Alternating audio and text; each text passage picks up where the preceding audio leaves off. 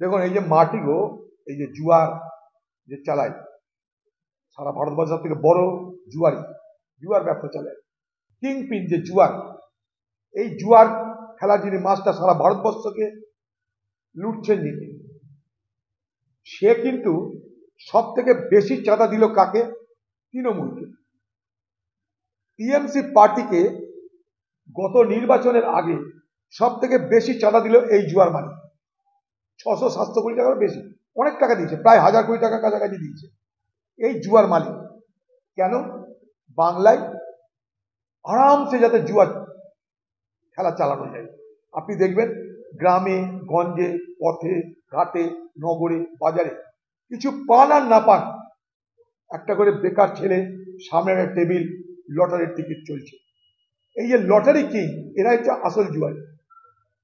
এটা তারা লটারি টিকিটটা বিক্রি করছে, তার বিনিময়ে আমাদের রাজ্যে যে সেল ট্যাক্স পাওয়ার কথা সেটা দিচ্ছে না। অর্থাৎ বিনা পয়সায় দিদির খাতিরে এবং দিদিকে খাতির করে এই বাংলার মানুষকে লুট করে নেওয়ার ব্যবস্থার নাম লটারি।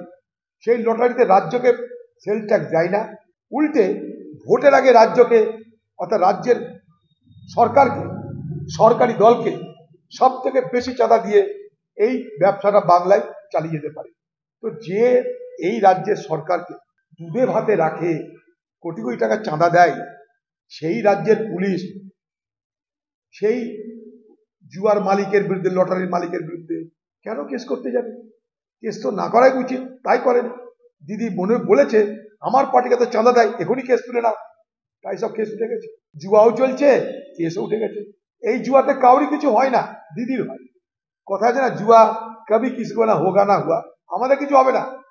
अगर जिसको होगा और जिसको होते रहेगा, আমরা পশ্চিমবঙ্গের সরকারি দল এবং তার মুখ্যমন্ত্রী, সব থেকে গরিব মুখ্যমন্ত্রী, কিন্তু সব থেকে গরিব মুখ্যমন্ত্রী রাজ্যে সব থেকে বেশি জুয়ার ব্যবস্থা যিনি করেছেন, সব থেকে গরিব মুখ্যমন্ত্রী, তাকে মাফ করে দিয়েছেন। তার সেল ট্যাক্স নেওয়ার কোনো প্রয়োজন মনে করেনি। তার বিরুদ্ধে কেস হয়েছে, সে কেসও তিনি মাফ করে দিয়েছেন, কারণ তিনি সব থেকে গরিব। আর তার দলকে, ভারতবর্ষের সব দলকে উপেক্ষা করে সব থেকে বেশি চাঁদা দিয়েছে এই জুয়ার মালিক।